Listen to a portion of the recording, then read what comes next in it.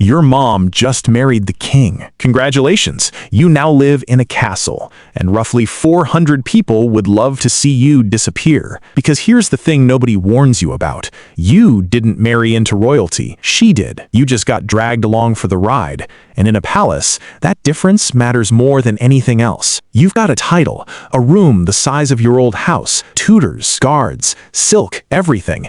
But you've also got nothing that actually counts. No royal blood, no claim to the throne, nothing. And everyone in that palace knows exactly what that means. Level 1, the spare of the spare.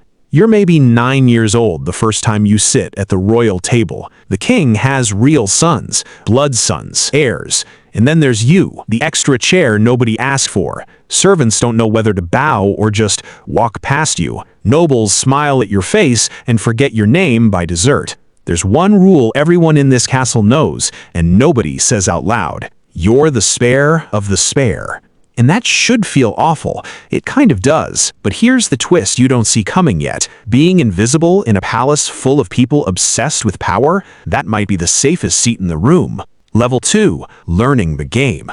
Nobody teaches you palace politics in a classroom. You learn it by almost getting yourself killed, socially at least, for now. You sit in the wrong chair at dinner once, like one chair over, and suddenly there's a diplomatic incident. Grown men in fancy hats are whispering. You're 10 years old and you just accidentally offended a duke. You start figuring out fast, this isn't a family, it's a company, and everyone's fighting for the CEO job. Your stepbrothers, they notice you learning the rules quicker than they'd like, so they start testing you. A hunting trip where somehow you get separated from the group for 3 hours. A sparring match where the wooden sword you're handed is very conveniently the cracked one.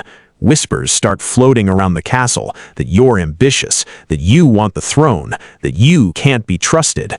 You've never once thought about the throne, but it doesn't matter what's true in a palace. It only matters what people believe. Here's where it gets interesting. The king starts calling for you, not his real sons. You. At first, you think you're in trouble. You're not. Turns out, the king doesn't trust his own sons. Not fully. Every single one of them has a reason to want him gone sooner rather than later. A throne to inherit. A motive. You don't. You're the one person in that entire castle with zero reason to want him dead. And in a place built entirely on ambition, that makes you the single most trustworthy person alive. The kid nobody wanted just became the only person the king can actually use. Level 3, the most dangerous job in the castle. So now you're not furniture anymore. You're running messages between rival factions, sitting in on private meetings you're technically too young to be in, carrying secrets that could start wars if they landed in the wrong hands. And your stepbrothers? They've stopped resenting you. Now they're scared of you because the invisible stepkid just became the king's most trusted set of ears. That's a problem for anyone hoping to inherit a throne. One night, your food tastes a little off. You don't eat it. You never find out if that was paranoia or a warning. A few weeks later,